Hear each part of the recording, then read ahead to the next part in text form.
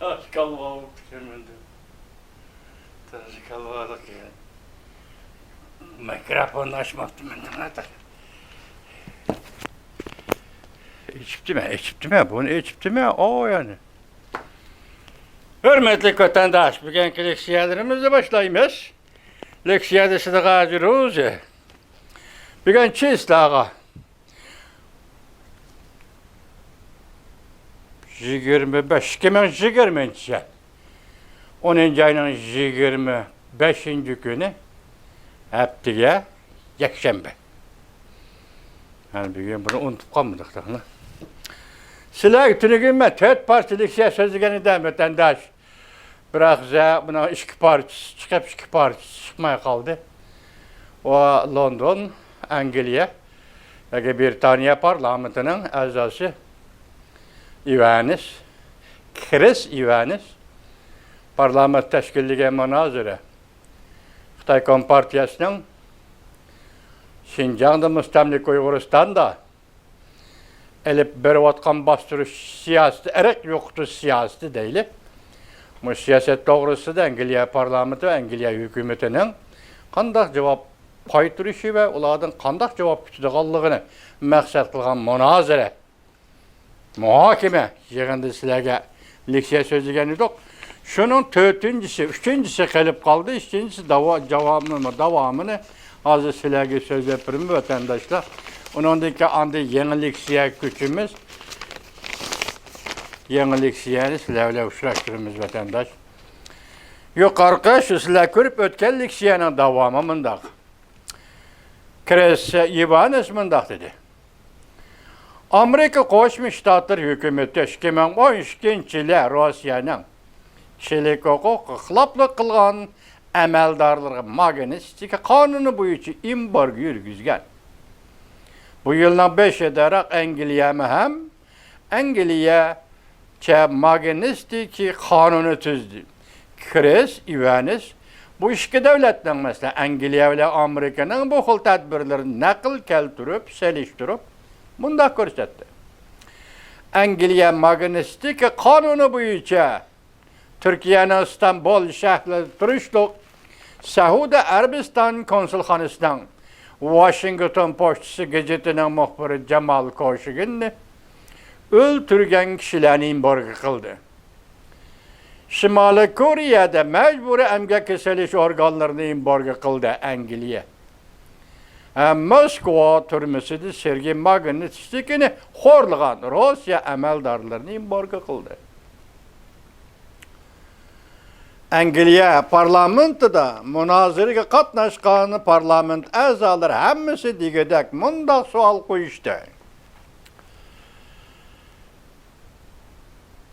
Nemishqa Angliya hukumati bu ishni masalan Jungo Kompartiyasini embargo qilish va yakuna shirkatlarni embargo qilish ishini kayniga tortdi.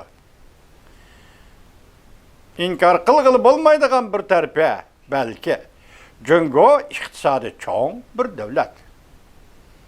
Lekin biz onun dünyadaki iqtisadi gücüne dep, biz bu devletini öz meylige koyup verip, bu devletin cinayetlerini yoşuralmayız ve yoşurmayız. Bu devlet yani Jungo'nun zoravallığı ve kişilik hukukla depsende kılışığa yol koymayız, yol koyalmayız. Angliya parlamentinin a'zosi Chris Evans yani aydakchilik qilib mundaq dedi. Umumlashtirib aytganda harakat qo'llanadigan vaqt keldi. Takrorlayman vatandoshim. Umumlashtirib aytganda harakat qo'llanadigan vaqt keldi. Chris Evans taklif berib mundaq ko'rsatdi. G'azablanishlar va qattiq ko'ngil bölümümüz deyişler. Kifoya qilmaydi. Faqat söz ibora bilan kishilik huquqni dafsanda qilishlar qarishtiradigan davrlar endi oxirlashdi. Halk cümlekini ham cümle vatandaş. Angliya parlamentida bo'layotgan ishmi? Parlament a'zosi Chris Evansning aytayotgan so'zi. Nima deydi? Faqat söz ibora bilan kishilik huquqni dafsanda qilishlar qarşı turduğan dövrler ayaklaşdı. Biz nurgulluğun paketlağı igi bulduk. Cümleden paş kılınğan hüccetler, sünni hemra süretleri, ziyankeşlik uçurğallığa təminligen yürekni izi dıgan söz ibar. Biz emdi bundak söz ibarlarını anlap, qarab olturuşqı bolmaydı dep eytemez. Əmli hareket kılmak qarab oltursak bolmaydı. Nurgulluğan Angliya parlament azaları Amerika'nın solunu kolunu hareket kılışın talep kılıştı. Amerika 2020 yılı Uygar kişilik hukuk siyaset kanunu makulladı. 6. ayının 17. gün. Çünkü sodesi ve mecburi emel geselip işlengen, çünkü sodesi ve mecburi emgek selip işlengen mesulatlar cihette yeni çekleş kanunu imzaladı. Amerika Koşmuş Ştatlar Devlet Meclisi 9. ayının 22. günü Amerika mecburi emgekseli çekleş kanunu ilan kıldı. Angliya parlament azaları Amerika'dan ügünüp iş kılışına teşebbüs kılıştı. Çünkü Kompartiyası hükümeti Uygurlarga qartıpla kalınmay, Tibetlerge, emdi yakında Cenubu Mongoliyaga bastırışını kollunup, bastırış siyasetini kollunup, ağdırış karakterler, siyaset işletti. Bu doğru diyene 13 nefer Angliya parlament azası korkmay, ahlak yüksekliğinde durup, bir türküm qayıl kılış küçüğü iyiye materyallarını otturu koydu ve ispatladı. Angliya hükümeti Asya işlerine mesul ministeri Nigel adamız bu doğruda cevap verip bundak dedi. İtiraf kılgınımızda Angliya hükümeti çünkü Kompartiyasının zoravallıqını görmez ki selavatqını yok. Ve Şinjan'da müstemlik Uyguristan'da yüz bergen kişilik hukukunu depsende kılış hareketlerine qatlık cevap qaytırış qıtırıştallık görüstüvatımız.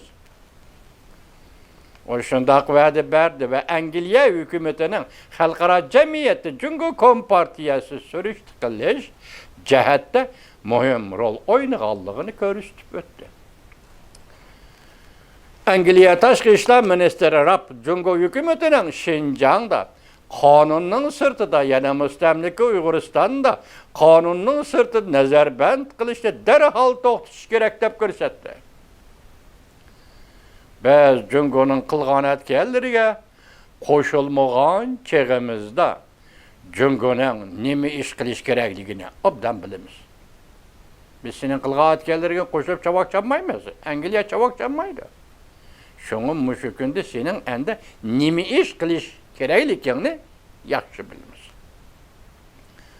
Bu makale vatandaş Zimistan Journal'ın ruhsusu bilen Cungo'ga nazar toğır beti ilan kılınğan iken ben kıskartıp tercüme kıldım vatandaşım.